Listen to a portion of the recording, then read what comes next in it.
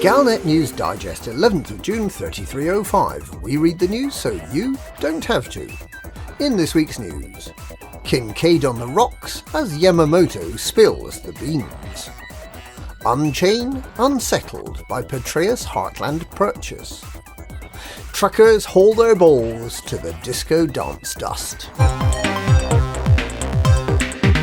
Kincaid on the rocks as Yamamoto spills the beans.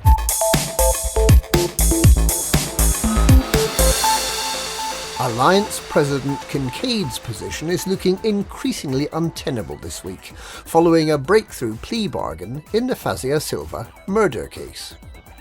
Following his arrest by the Alliance Interpol, Admiral Frederick Yamamoto of the Zeon's fleet has apparently admitted to carrying out a string of offences, including the poisoning of industrialist Silva, on the direct orders of the then presidential candidate Gibson Kincaid. This case is not a nuanced investigation into whether the president was aware of what was happening. According to Yamamoto, Kincaid was right at the centre of planning murder, attacks on and intimidation of those who stood in the way of his path to the presidency. But there's more. The entire Kincaid conspiracy was bigger than one man's political ambitions. It planned to move the centre of control of the alliance from Alioth to Zeonce, with Kincaid as the alliance supreme leader. And the network of corruption and criminal intrigue ran deep through the political and business elite of the Zeonce system, including some of the most senior officials of the Bank of Zeonce, on which all Pilots Federation members, as well as the Federation and the Empire, rely for their financial needs. The Bank of Zeonce illegally funded not only Kincaid's presidential campaign, but also bankrolled the underlying dirty tricks and criminal activity, including the murder of Fazia Silva. Let that thought sink in. The bank that guarantees the money supply for the entire galaxy was directly complicit in the murder of an alliance politician. If ever there was a time for the Federation and the Empire to set up separate, trustworthy banks using their own currencies, that time is surely now.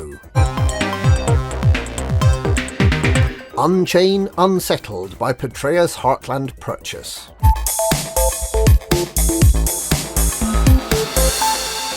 Anti-slavery campaign group Unchain has expressed its concern over the mass purchase of over 4,000 imperial slaves in Senator Denton Patreus's home system of Eotiensis.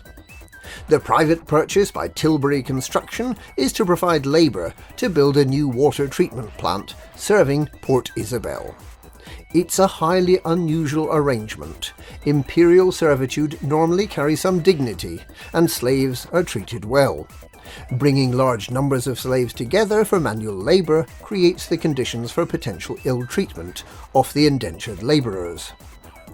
Unchain is concerned that Tilbury Construction's CEO Garrett Klein is inexperienced in managing large construction projects, and that Tilbury Construction is a start-up seeking to overcome initial difficulties by buying the slaves, something else that creates the risk of mistreatment.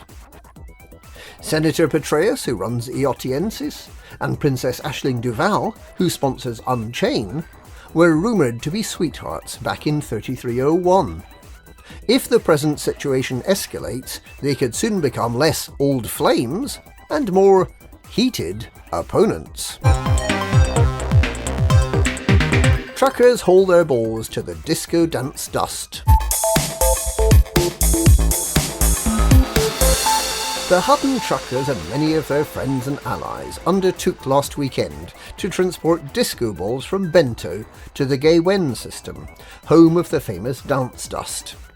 Several hundred truckers took part, and despite significant losses of both truckers and their balls, more than 9,200 balls were safely delivered.